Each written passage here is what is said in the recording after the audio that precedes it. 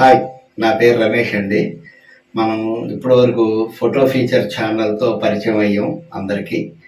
ఈ ఫోటోగ్రఫీ సృష్టికర్త ఎవరనేది ఆయన పేరు గురించి మనం పోయిన ఎపిసోడ్లో తెలుసుకున్నాం.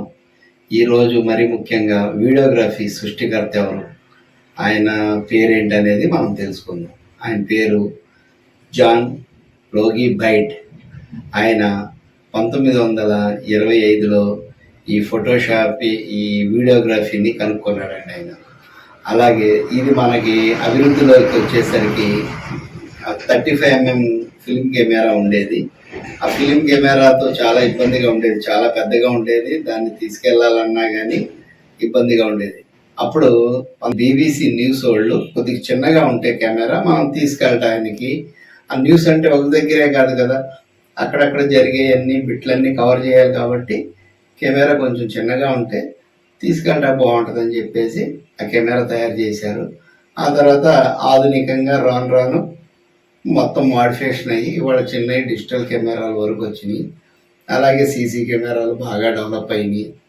తర్వాత ఈరోజు ప్రతిదీ కెమెరా లేకపోతే చాలా కష్టం. అటు సిస్టమ్ అంతా ఈ కెమెరా మీద నడుస్తుంది. మనిషి ఆరోగ్యంగా ఉన్నాడు అంటాకి స్కానింగ్, లోపల చిన్న కెమెరా పంపించి ఎక్కడ ఏ ప్రాబ్లం ఉందనేది కూడా తెలుసుకుంటున్నారు. అంతగా డెవలప్ అయింది. ఈ మన వీడియో కెమెరా వచ్చేసి అది లేకపోతే జీవనం లేదు.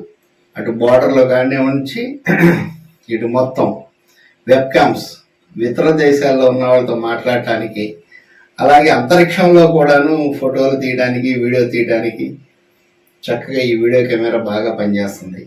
ఇవాళ సీసీ కెమెరా పాత్ర చాలా ఉంది.